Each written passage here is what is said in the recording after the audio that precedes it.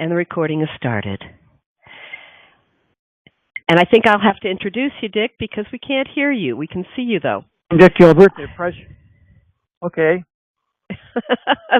Well, I'm Joan Van Beesler, and I'm staff lead with our Central East region.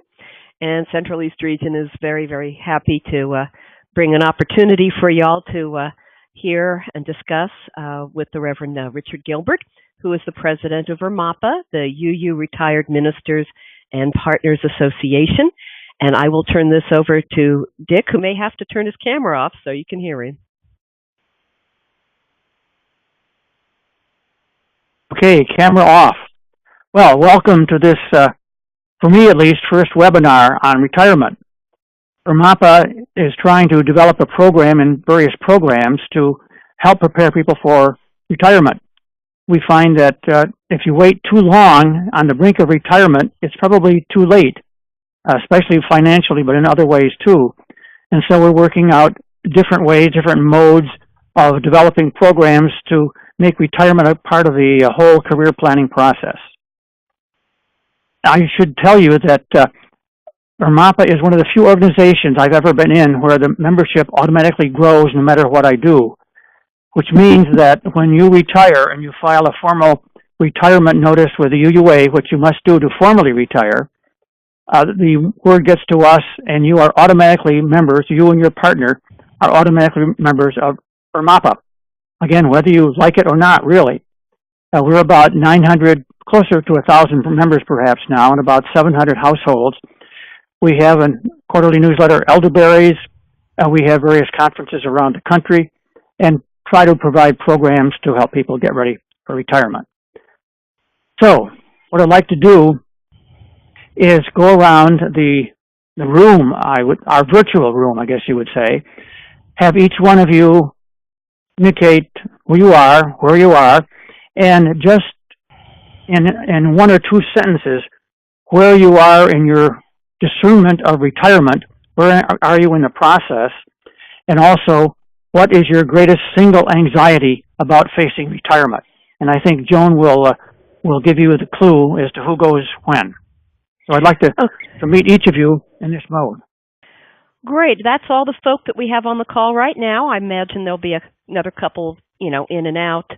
But, Dick, I'll turn it back over to you then. Okay, thank you. Well, that's helpful information. That's one thing we're finding in retirement. It's not like many other jobs, like you go to the office 9 to 5, and at retirement at 65 they throw you a party and you are retired, never to be seen again. We find that retirement in the ministry is more of a process than not, because I would say a good share of our members, I would hesitate to put a percentage on it, but a good share of our members are doing some form of ministry. There are a few who have just totally retired and just closed the office door and gone off to a hike in the woods and never to be seen again. But most ministers are doing something, occasional preaching, maybe doing some counseling, maybe doing some part-time work, maybe doing some volunteer work in another congregation. So retirement is not, as it is in the, quote, secular, unquote, world. Retirement in our religious world, our church world, tends to be a more gradual thing. The one thing that is certain is that if you want to be recognized as retired, to walk the walk at the service of living tradition and so on, and to become a member of RMAPA, you need to file an intent to retire, a retirement form with UUA, with the Department of Ministry, whatever it's, Department of Faith Development, so on and so on. But with the Department of Ministry, with Sarah Lambert and her group. Now, one thing that you should know, all of the resources are RMAPA, and they are considerable, I think, except for the directory, which is quarantined, so to speak, but all the resources are available at our website, which is UURMAPA, that is Unitarian Universalist Retired Ministers and Partners Association.org. There you can find our booklets on how to retire gracefully.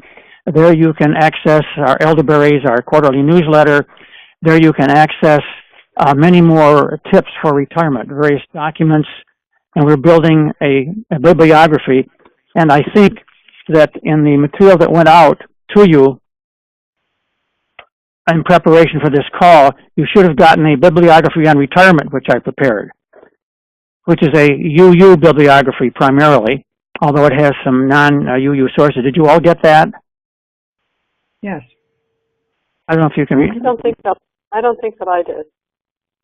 Okay. Anybody who didn't get the full background, which is really just 2 sheets, it says retirement why, when, how, and where on one side. It's a retirement worksheet.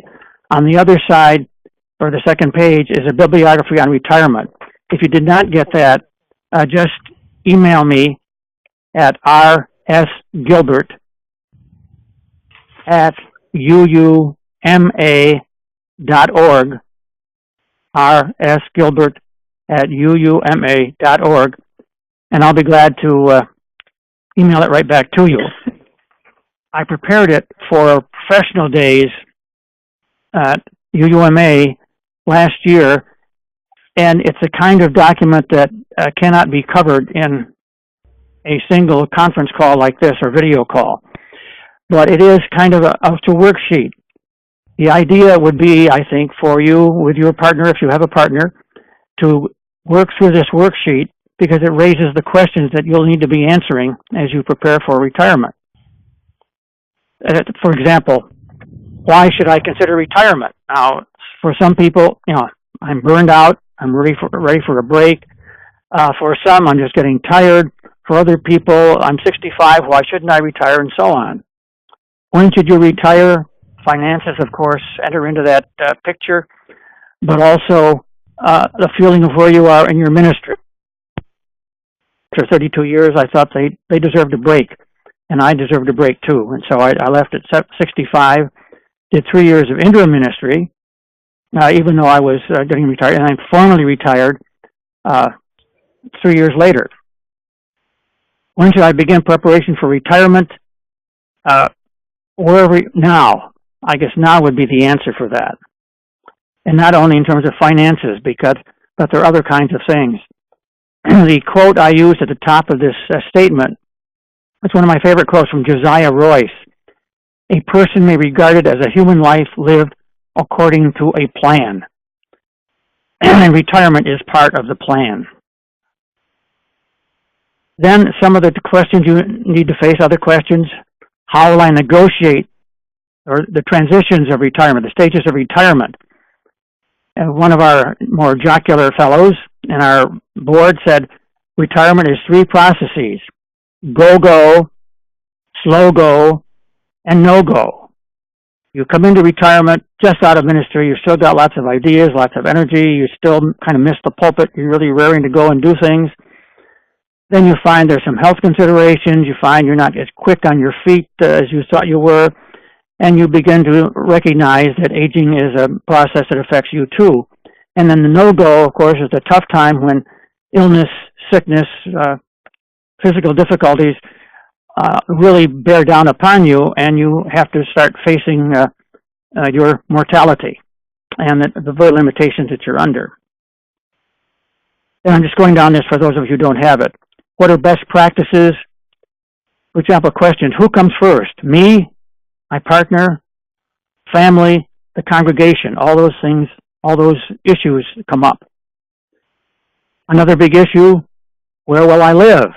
Is it best to leave the community in which I serve? That tends to be one of the major questions that people serve. You've been in a church, if you've been in a church for a number of years, you have relationships, and even though ministers are cautioned about getting too friendly with their parishioners who are on a professional basis, it's inevitable that some will really become your friends as well as your parishioners. How do you leave them? What kind of a community have you built for yourself outside the church if you have to absent yourself from the church? And that's another issue that we can talk about. So where will I live? And what about the church community that I have served? I'm fortunate here in Rochester. There are 2 congregations, and so I have simply left one and joined with another as a lay person. Relatively easy for me in that sense. But for some people who are retiring from a congregation, it's the only church in town. They want to stay there. They like the community and so on. But there's the church, And there's that awkward relationship with a church you served when you are no longer serving it as a minister. And then many other questions I list there. So it's a worksheet, and I suggest that you take some time, either by yourself or preferably with your partner, and then maybe at some point along the line with some people, your committee on ministry or whatever group you call it, your confidential group that you relate to talk with them about your plans. I'm having some computer problems here. I'll try to get rid of some automatic maintenance things that keep popping up. I don't know why it does that. Anyway, that's an overview of the worksheet and the bibliography. So I guess maybe at this point, I would like to turn it open for questions. Some of you talked about some of the particular anxieties you have. I wonder if any of you would like to bring some up so that we can discuss it together.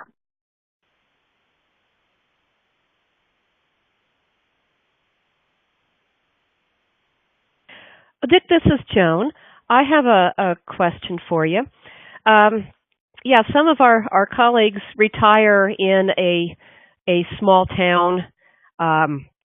There's absolutely no other UU congregation for miles and miles and miles and miles. You know, I'm thinking anywhere from West Virginia to, South Dakota to Wyoming, where it's really true. What would you recommend? I mean, how do you approach that? Is there like a particular plan in mind? What's worked? A whole variety of options are there. For me, when I retired, I had understood, although I think there is no absolute rule on this, but I'd understood that it's wise for a minister to absent him or herself from the congregation they have served for 2 years, anyway, before thinking about coming back. So what I did quite deliberately is I planned to do some interim ministry, which I did. I did a year in Golden, Colorado, and 2 years in Ithaca, New York, and I did some teaching at Star King along the way.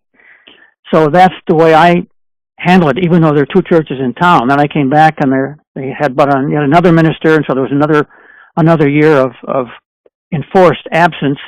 And luckily here, I was able to find the Universalist Church, which I had associations with from childhood on, and so that was fairly easy. So I just am totally disengaged virtually from the Unitarian Church, and am a yet layperson at the Universalist Church.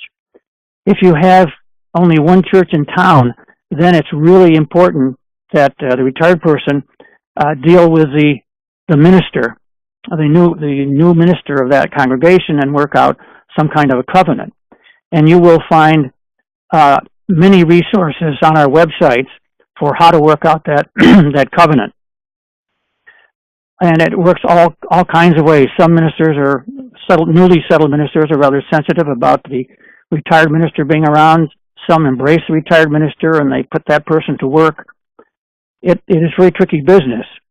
We are in the process with UUMA of developing specialists.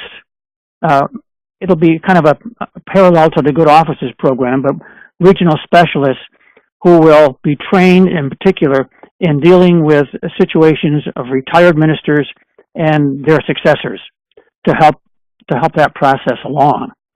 There's no one way to do it. Some ministers, just to give you some of the variety, some ministers seek out a friend's meeting or another reasonably liberal church and go there. And then they may go back to their church, or they may choose not to. They may drive some miles if it's reasonable to another church. But there's no silver bullet on this. But at the very least, the retired minister needs to work with the successor minister in working out some kind of a covenant. And many examples of the covenants are on our website and in the bibliography that I've provided for you. So it's not an easy question. That's one of our problems of being spread so thin. Are there other questions for Dick?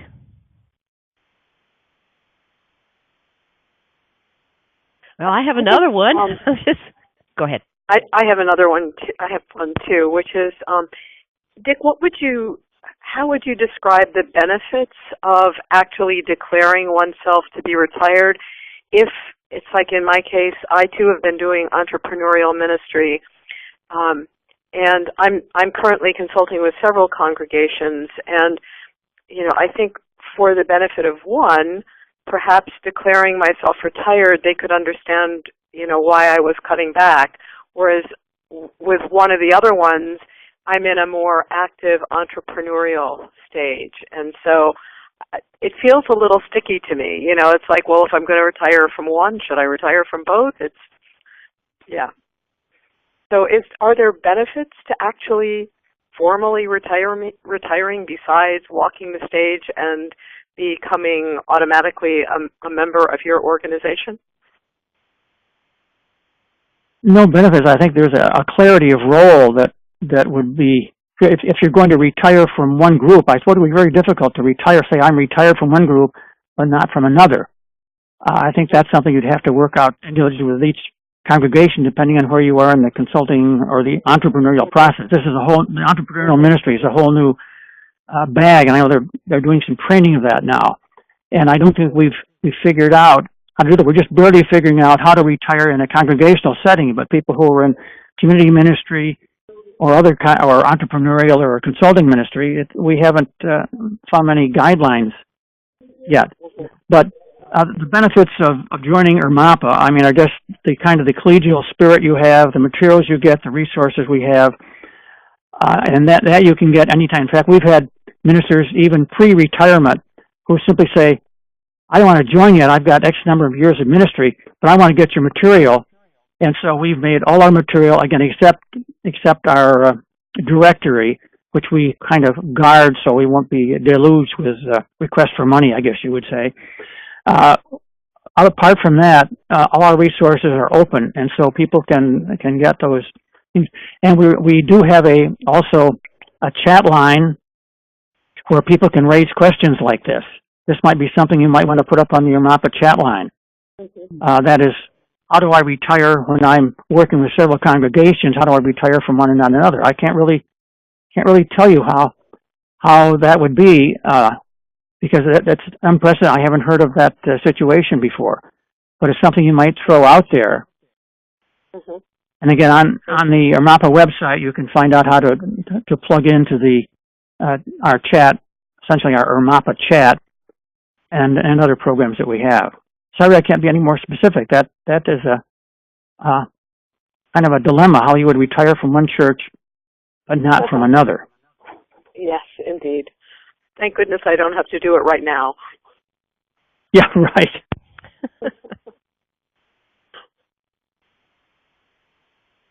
Other questions? Yeah, this is Craig Hirschberg. I have a question. I was told somewhere, and I don't remember where, that I have some from another organization before I came to the retirement fund, and somewhere someone said to me that I should transfer that over to the UUA Ministerial Retirement Fund, because when I actually receive the funds out, I don't pay as much taxes because it's a minister. Do you know anything about that? Could you speak a little louder? I'm having a hard time following you. I'm sorry. Can you? Hold on. A little bit. Hold on. Is that any better? Yeah, that's better. Yes. Can you hear me better? I heard somewhere. I used to work for another nonprofit in a former life, and have a pension there. Somebody was from the UUA where somewhere said that I should transfer that money over to UUA Retirement Fund before I retire, because then I would receive those funds as a minister, and there were different tax implications. Do you know what that's about, or anything about that? I do know what that's about. Although finances is my weak spot, I do refer you, just before I tackle this briefly, to Linda Rose. She's at the Department of Ministry in Boston, Ministry and Church, the section on church staff finances. Linda Rose. She works with Tia Kreff, which is our retirement fund. The advantage of the Tia Kreff Retirement Fund as a UU is that money coming out of that you use for housing and can justify using for housing is tax exempt. That makes a big difference. The UUA board declared that any money that ministers took out of that fund, your required distributions and so on, that you can justify either fair rental value or you can document your use for housing is tax exempt, which is a real tax advantage. But to get the lowdown on this, I would go right to Linda Rose in Boston, at UUA headquarters in Boston. She can clarify that for you even more. But my top of the head suggestion is that I understand what they're saying, and it could very well be a real tax advantage to you. But again, check it out. Don't trust this. Consult your broker, but mainly consult Linda Rose in Boston. But that's the advantage of having the program with Tia Kraft, because the UUA has declared that housing fund that tax exempt. That is a portion of it. And that's your pension, in your pension union kind of thing that comes out. Yes. And that is whether you're a minister or a settled minister, it doesn't matter. I've done both. If you're a minister in fellowship with UUA, I think you would be entitled to that fund, but you need to talk to Linda Rose about how to enroll in it, okay, and if there are any strictures on that or not. That's above my pay grade. All I know is that as one who is enrolled in TIACREF through the UUA retirement plan, it's a real tax advantage. Great. Okay, thank you. Craig, this is Joan. If it helps answer that, community ministers are eligible for the IRS benefits of being clergy and a housing allowance as well. So it would make sense for that to be also part of the retirement, according to IRS. Okay. Other questions? This is Matt. Go ahead. Hi, Matt.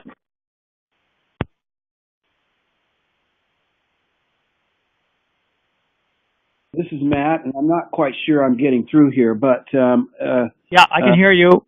Okay, great, Dick. That previous question actually was raising a larger question in my mind, and maybe you know the answer just in general. And again, I know you're not a tax advisor, but does the housing allowance do those rules change when you're retired? I guess I'm thinking both of continue, if you continue to work in professional ministry and even though you're retired with the UUA, the IRS probably doesn't care. That's part one. And then part two is if you're actually retired, then it sounds like taking the money out of one of these specialized pension programs like the one you just described. Yeah, again, I'm not the tax consultant, but I am retired, fully retired to all intents and purposes, and I still am able to take advantage of the housing exemption as I take money out of my TIACREF. Okay. So it doesn't matter if you're working part-time, fully retired, doesn't really, as far as I'm concerned, it doesn't matter. I know we've been taking that. We simply keep very careful records of all we spend on housing, and when we go with our tax preparer, we have all that there, and it's a great tax advantage to us. It doesn't matter if you're in active ministry or retired ministry. As long as you're in the TIACREF program with UUA retirement, that works. And again, Linda Rose is the expert on this. She deals with it full time and knows the process up and down.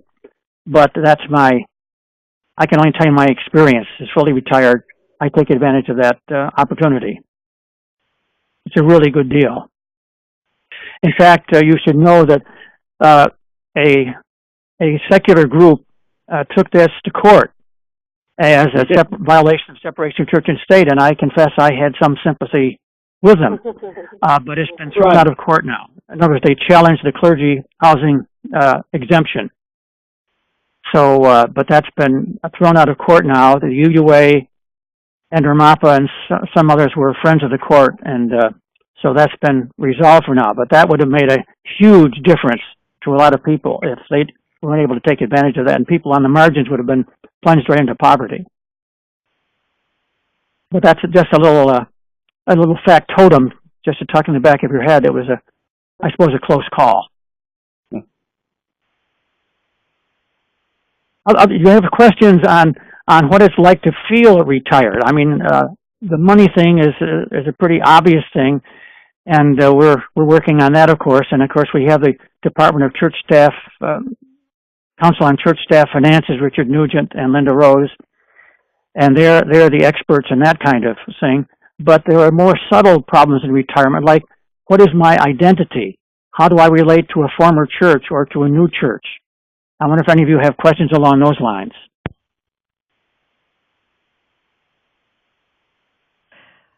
I have one for you, Dick. This is Joan. And that's the status of emeritus. How does that impact, the retirement, the relationship with the former church, etc.? Well, I am Minister Emeritus of First Unitarian Rochester, and as they made very clear to me when they granted me that status, it is strictly an honorary status. It implies no money, no office, nothing. It's an honorary, a way of honoring many years of service. And but as a Minister Emeritus, I still have delegate status at UUA at the General Assemblies. That's the one thing I do get, but there's no pecuniary result of that.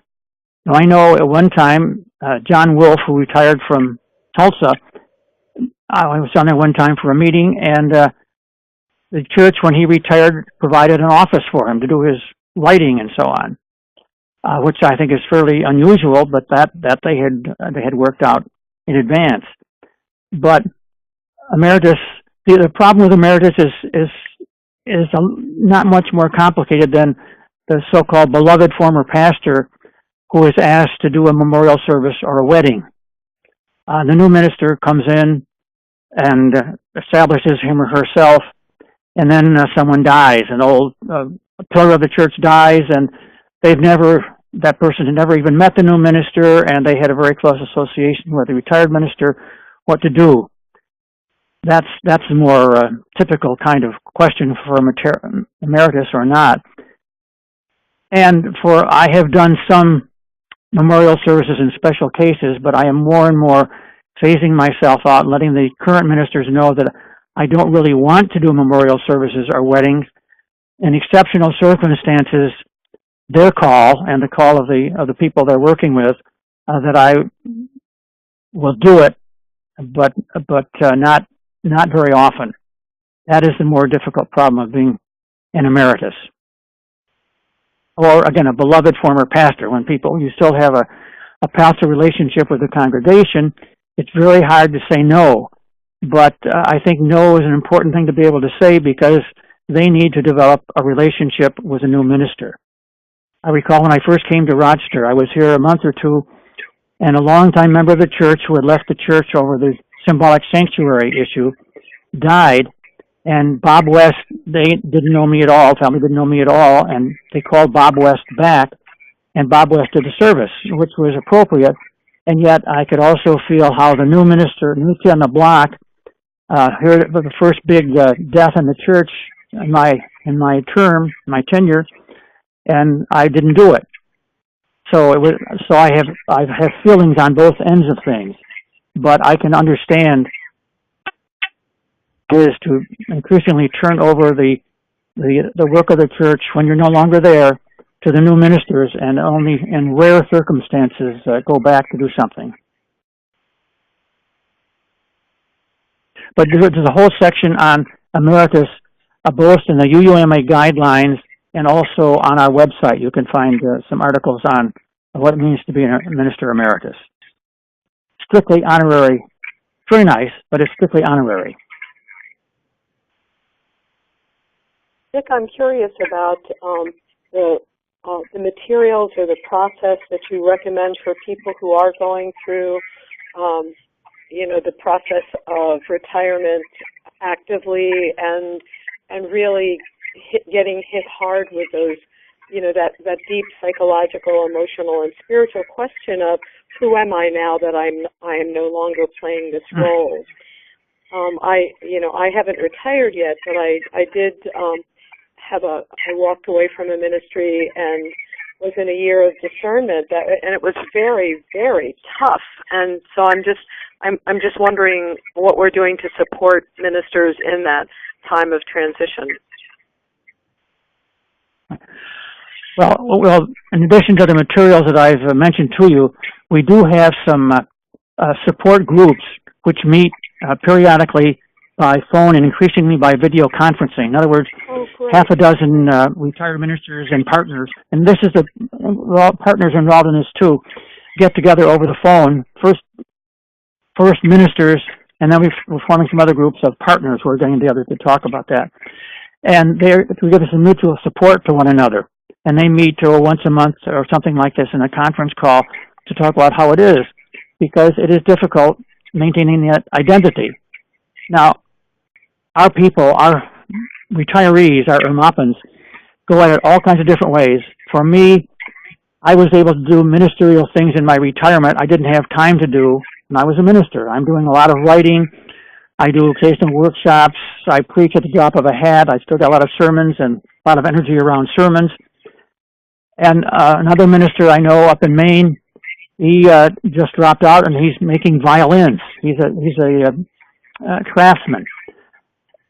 So my suggestion along this is that I think ministers need to develop things that they have a passion for that are not directly connected with their church. For me, it's writing for the movement, but it doesn't involve a particular congregation.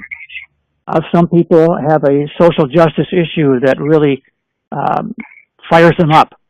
And I think it's as you prepare for retirement, to look to the future for what will light my fire when I no longer have a pulpit to enter. That withdrawing from Sunday pulpiting was the toughest thing for me. And even though I preach occasionally, I still miss it. But I have some other goals to work on. I think it's important to have those goals, whether it be a hobby that you can do full time, or an avocation, or some part of ministry you would love to do. You love to write meditations, or you want to become a spiritual director, or you want to work in a hospital setting. But something beyond the parish that light your fire, because I find personally I need something to light my fire every morning to get out of bed. And when the church is no longer it's a pretty empty feeling if you have nothing else. Thank you. I think I discovered this in a mid-career seminar, which I recommend people taking somewhere along the line.Maybe some of you have taken them. When you kind of look back at your 2 years of ministry and then look ahead. And out of that process that UUA sponsored, it was at the Espousal Center in Massachusetts, I discovered after 2 or 3 days that I love to write. And so then I began writing all my own pastoral prayers. I began writing books and doing other kinds of writing that I found I really enjoyed it, and I did it decently enough that I could publish some books. And so I think everyone needs to find that special niche which they can plug into after they formally retire from a congregation. Do you have that kind of something that'll light your fire? I do myself, yes. I've got a couple of things. My fire is burning. I think there's a little too much fire. So. Yeah. Yeah. But better too much than smoldering ashes. Exactly. And I've been in one of my in the entrepreneurial ministry that I'm doing, we're looking very specifically at the spiritual task of being an elder. And so this is a lot of what we're looking at. Almost everybody who's participating has retired, and really people were looking, but they haven't retired from ministry per se, just many different walks of life, but just in shock in terms of losing that sense of identity and that sense of self, and having no way of organizing the energy in the body and getting excited about something. So, yeah, it's important. I would like to refer you to Erik Erikson's stages of life. He has a stage, the generative stage, and kind of middle life where you're producing and so forth, and then the final stage of life is of integrity when you kind of look back at what you've accomplished and kind of find yourself with a feeling that you have accomplished something. It's integrity versus despair. He has this twofold model, the positive and the negative value, and then positive value of the last of his 8 stages. I think he doesn't have enough stages, but anyway, is integrity as opposed to ego despair. That, hey, here I've come to the end of my life and I've accomplished nothing and I don't know where I'm going or where I've been. But I think most of us will have some sense of the integrity. So for me, I'm still in my go-go part of retirement, is in the go-go, slow-go, and no-go. Although I know I'm going to be going into the slow-go pretty soon, but I'm finding at the same time reflecting on my ministry and the meaning of my ministry, as well as still continuing to do parts of ministry that I really enjoy and think I'm making a difference in. For example, I'm in process of scanning all my old sermons. I started on the computer in '86. That means that for me, 25 or so years, I was computerless in my career. So I'm now scanning all those sermons. I had them all printed out, so I'm scanning them. And I'm going to give my 2 sons and my grandchildren a thumb drive with all my sermons and talks on it, which won't take up a lot of space. They may never read it, but if they ever want to find out what their grandfather said and thought about things, it's right there. And I have found in the process of looking over old sermons, sometimes it's, oh no, how could I ever have said that? But sometimes I say, gee, that was pretty good to have said that in that time. I'm looking back at civil rights and GLBT rights. I was preaching on that subject long before it became popular, and I'd forgotten that. So it's a nostalgic kind of trip to look over your old sermons and look at them again, but also a sense of some accomplishment. And in my case, I'm still able to use some of that material as I do new kinds of writing. So I think elderhood is that nice combination of being able to reflect back with some satisfaction and not say, well, I've done everything, but that there's still plenty more to do.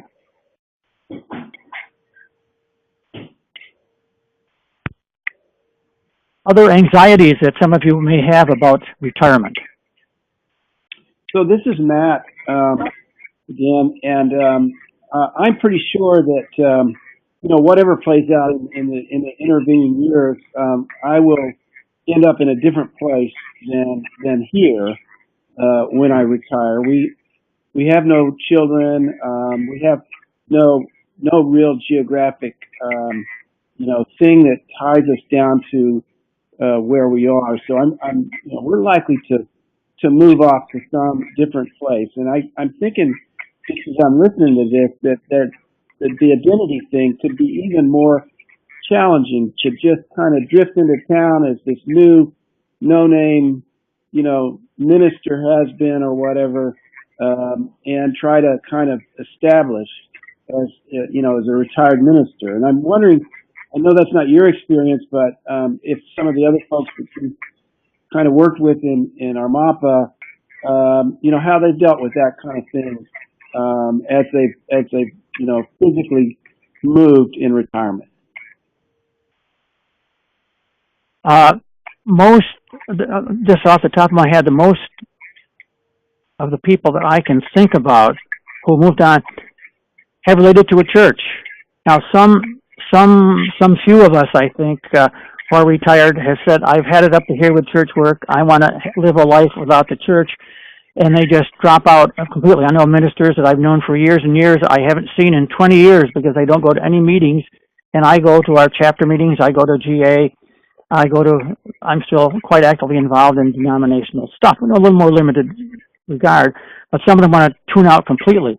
But I think most of them want to have some connection with the church, some kind of a support community.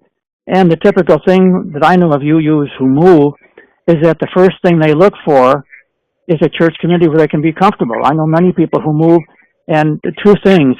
One, they've got to move somewhere near where they're going to be working. 2, where the kid's going to school. But 3, where is the congregation? And some of them reverse the order of that and find, I want to be near a congregation to which I can relate. That's tricky for ministers, especially because you are a minister.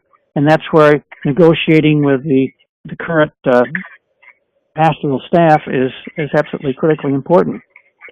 but I can see where it would be difficult. I'm in my old hometown. I know a lot of people here, and I just steer clear of my old church, but I constantly run into people. But others have to start from scratch, and that can be hard. But I think starting from scratch in a church, and I think most ministers would welcome a retired minister who knows boundaries and who can be there to be supportive and to be helpful and to be a layperson. But I think it's incumbent upon the retired minister to make it clear that they're going to be a layperson. In the case of Rochester here, for example, the new minister at the congregation I attend right now, am I still on? Yeah, okay. Yeah. She's 1/3 of my age. And so I've talked with her, and I've told her very clearly that I'm not the minister there. I'm glad to back her up. If she gets sick on a Sunday morning, can't do it, she can give me a call, and I'll be glad to fill a pulpit for her. But if she doesn't call on me, that's okay too. I'm a good pledger. I attend church. My wife sings in the choir, so we're very active in a very supportive role. And I think that's ideally a good possibility, especially if, and I think the burden is here on the retired minister to make very clear that they do not want to be a threat to the settled minister, but that they're there to be as helpful as they can as a lay person with certain skills. But it is a problem if you pick up and move. That would be a real challenge. I've not had that experience, as Matt points out, but there are ministers who do that, who just move to another community and just hook up with the church, and most of them do it in the proper way. The more difficult thing is if you're active in the church which you have served. It's a little easier to go into a church where nobody knows you, even though you minister. You're still no name, and you can, I think, more easily enter into that community.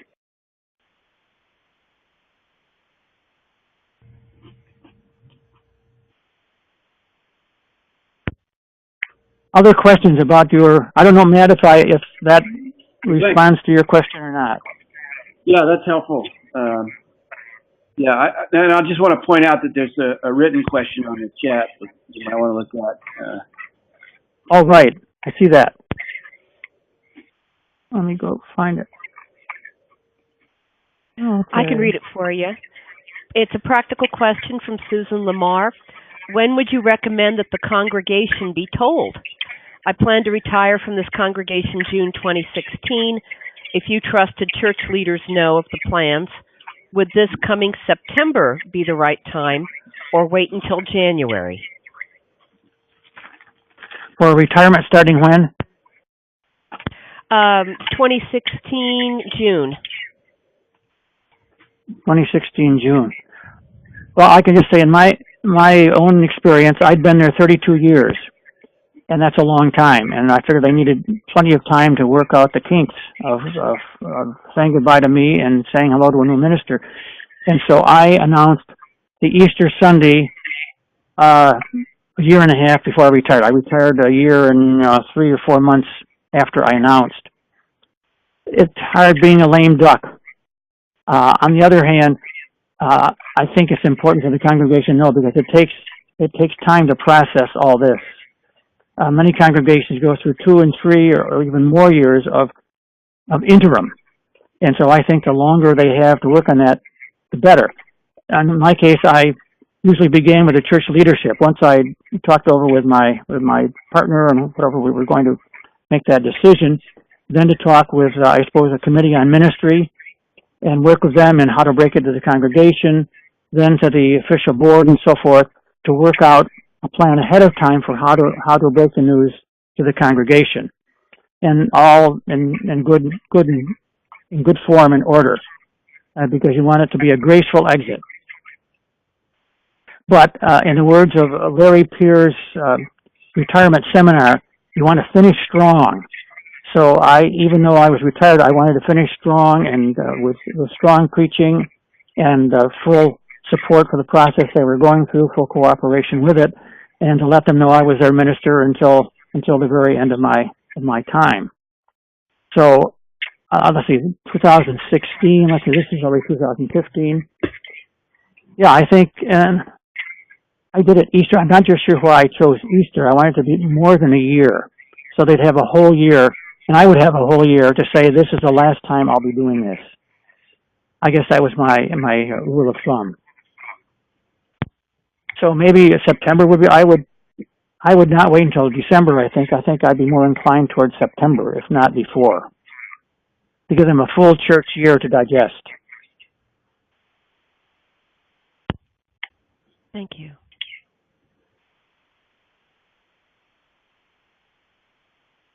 Others?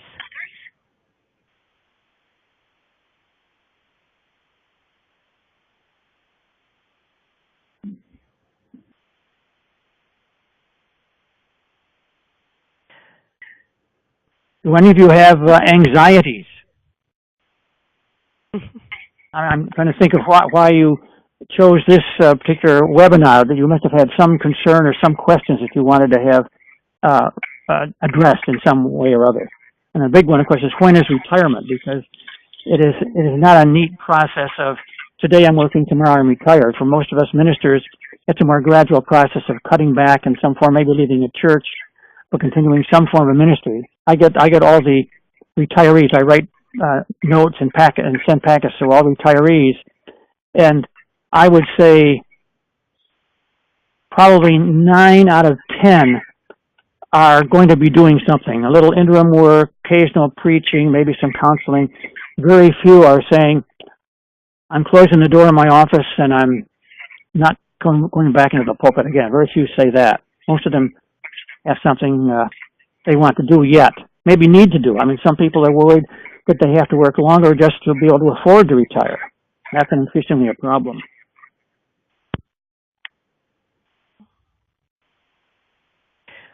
Well, I'm aware that we said we would go for an hour, and it's minutes till. So if there's one final question somebody would like to ask. I have a final question. I'm curious about whether other people are looking at other forms of, living together in retirement that's not one of the expensive retirement communities that I know I personally can't afford to move into. And I lived for many years in cooperative housing, and I'm wondering about looking for that as I get older. But it would be lovely to not have to reinvent the wheel. And I'm just wondering whether any of the retired ministers are looking into sort of, creative living situations that really do address some of the financial concerns. That is a very good question. I don't know of any groups. I've thought of that sometime myself. Would it be nice to be in a community where there are not a lot of other UU ministers and partners, knowing that you'd have a congenial place. I don't know of any intentional community like that. I think that would be the kind of question that would be awfully interesting. In fact, maybe I'll do it to post to our chat room to see if there are other people who have that interest, or even on a UUMA chat, because after all, you're still an active minister, and there are other active ministers who may be wondering about the very same thing. That might be something that the UUMA chat could facilitate just as well as the ERMAPA chat. But I think I'll put it on our conversation line and see if there's some interest. We do have a few UU retirement homes, but not designed like Foxborough, Massachusetts, but not really designed for ministers. Just that was designed for Unitarian Universalists. And I know of some ministers who have been there. And there has been a place in Philadelphia. There was a UU retirement home in Los Angeles. I'm not sure how much, and then I think the Plandome Church in Shelter Rock had set up a retirement home, and it wasn't for UUs, but it wasn't primarily for UUs, but you can't do that and get government money. So it was a retirement home, but there were quite a few UUs in it, and maybe some ministers. So I think I don't know of any intentional ministerial community like this. I know some. I'm sorry? This is Andrea Lerner, Hadley House, associated with Shelter Rock. does still operate, and the 2-year waiting list, you have to be 62 or older, but the rent is guaranteed not to be more than a third of your income. So I think that is a great assist. It is not minister only, clearly. And they're thinking of spinning it off into its own 501c3. And I know just a couple. Ridgewood, New Jersey has a house across the street that's cooperative housing for retired folks. But I would love to know about more of these opportunities just for basic retirement. They're not assisted living, but so if you know of any, I'd love to hear about them. That would be great. And that's a good thing again for our travelers. I know there's a cooperative living community on West Hill. There are programs. What do they call them? There's one in Oberlin, one in Penn State. There's a special name for them. Oberlin, but it's the Kendall retirement communities are Quaker. They're Quaker in nature and open to everyone, but they're very pricey. Mm-hmm. Expensive. That's right. They are very expensive. I remember when the president of Cornell, who was a member of the Ithaca congregation when I was there, was talking with me one time, and he said, Dick, when you retire, you might want to think about Kendall. Then I learned what it cost to buy into Kendall, and I didn't tell him that because I didn't see him, but he obviously had a different view of my salary than I did. Exactly. So, Kendall's probably out of reach for most of our ministers. Mm-hmm. Kendall is doing something interesting. They're doing something that's called Kendall at Home, so that, if you can't afford to move to Kendall, but you live in the community, you can still benefit from their programs and I think also, the continuing care, so that, and you have to be healthy when you sign up for Kendall at Home. But then I think you can go into their care center.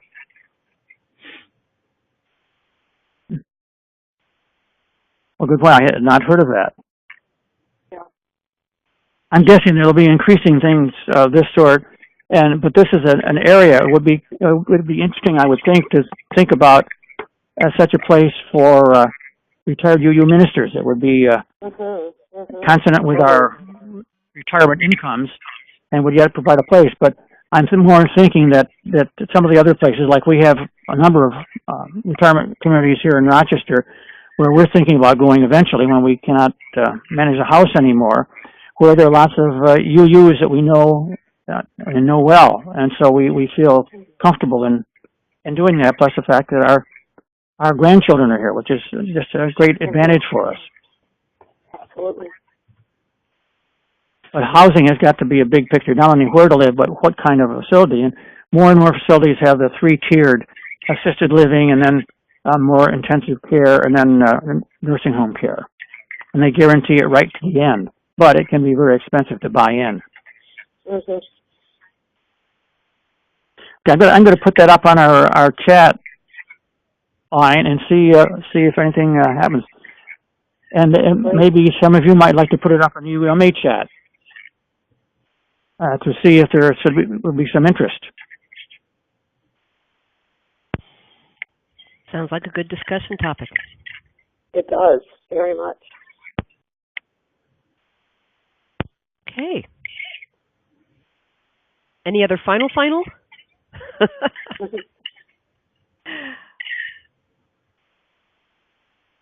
Okay. If there are no other final questions, then I would love to thank Dick for being willing to come out and speak with us all.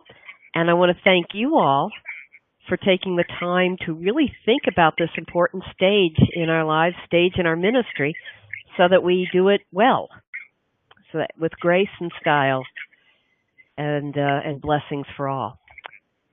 Any other final words, Dick? No, I thank everybody for being on. I invite them to look over the retirement, the 2-sheet retirement memo that I sent out. And if you didn't get it, again, write me at rsgilbert@uuma.org, and I'll be glad to send it to you. And it's intended as a worksheet to inaugurate, if you have not already inaugurated, the retirement process, the pre-retirement process, and lots of good reading on the bibliography as a part of that memo. And I wish you all happy retirement, and I look forward to welcoming you as members of ERMAPA in the either near future or the distant future, whichever is your preference. Thank you, Dan. Thanks very much. And thank you, Joan. Everybody.